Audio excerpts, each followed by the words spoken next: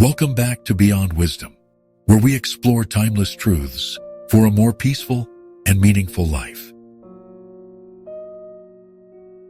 There's a kind of exhaustion that doesn't come from working too hard, but from thinking too much. In today's world, our minds are constantly processing, reacting, and jumping from one thing to the next. We wake up already behind. We fall asleep still scrolling. The result? A deep mental fog that feels almost impossible to escape. But ancient cultures, from east to west, practice something daily that could quiet even the most restless mind. And today, we're going to explore what that ritual was and how you can reclaim it.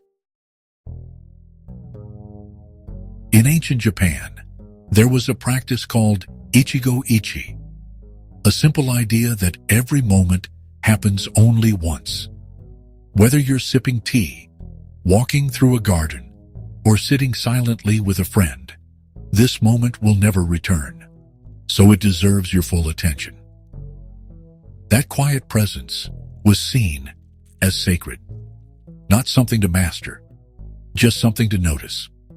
In our modern lives, the present moment is usually the first thing we abandon. We live in our to-do lists, our group chats, our unfinished tasks.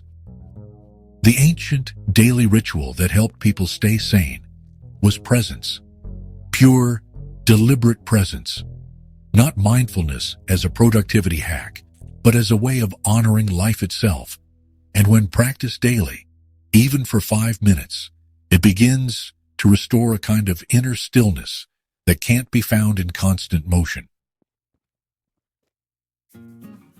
The Greek philosopher Aristotle was famous for his walks. He would gather his students and wander the shaded walkways of the Lyceum, speaking not in lecture halls, but in movement. The act of walking, not rushing, was part of how they processed thoughts. In ancient China, Taoist sages would walk for hours through forests or riversides, not to get somewhere, but to return to a natural rhythm. They called it wu wei, effortless action. They weren't escaping their minds. They were coming home to them. Today, a walk is often something we fit in between meetings or something we track with a step counter.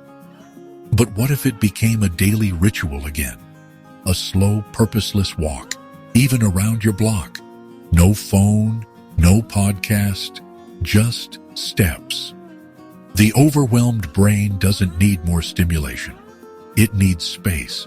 And nothing gives it space quite like walking without a destination. In many monasteries, whether Christian, Buddhist, or Sufi, there is a built-in rhythm of pauses throughout the day. Bells ring at certain hours, not as interruptions, but as invitations. Invitations to return to the breath, to gratitude, to prayer, or simply to stillness. The brain, like the body, isn't meant to sprint from morning until night.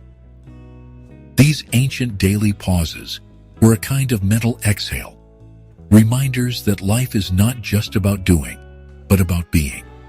In today's world, we rarely pause unless something forces us to.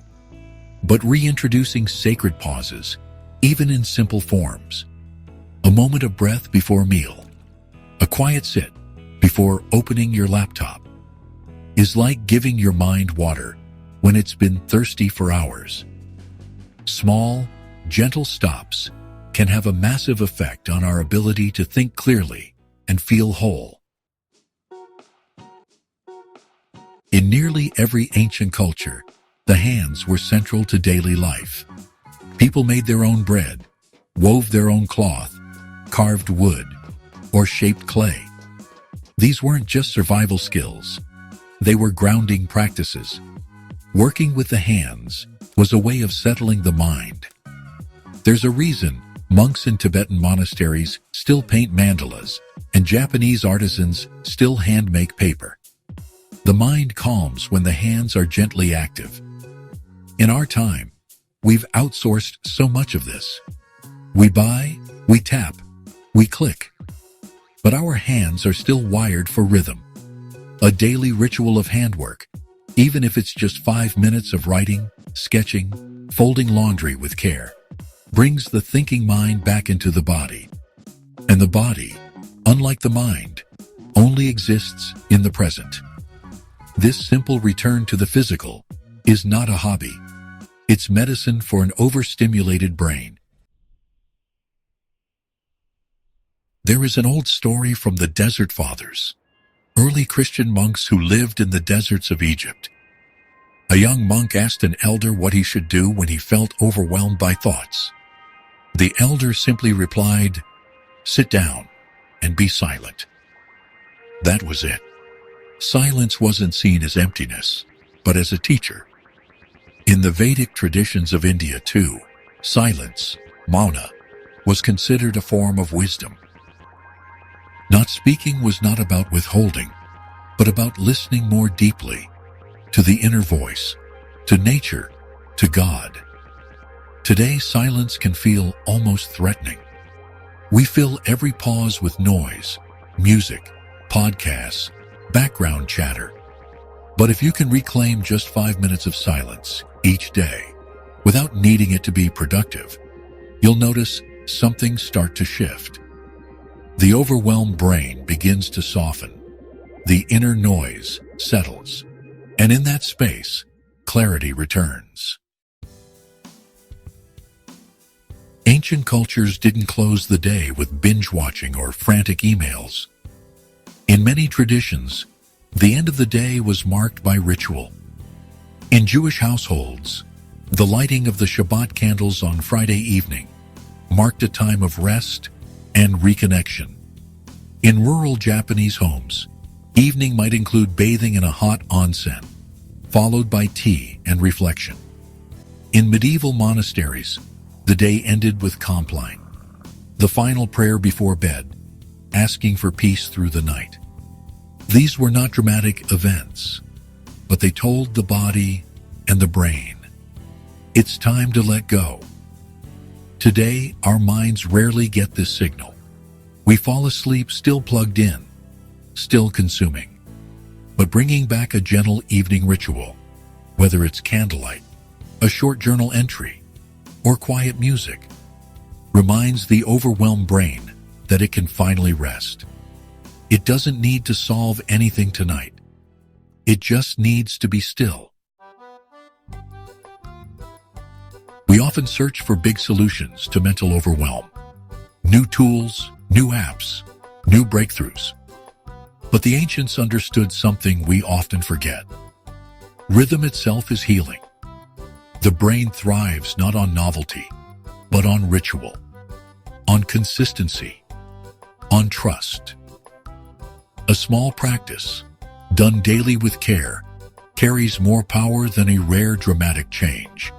Whether it's a morning walk, an afternoon pause, a candle at dusk, it's the rhythm that restores the mind.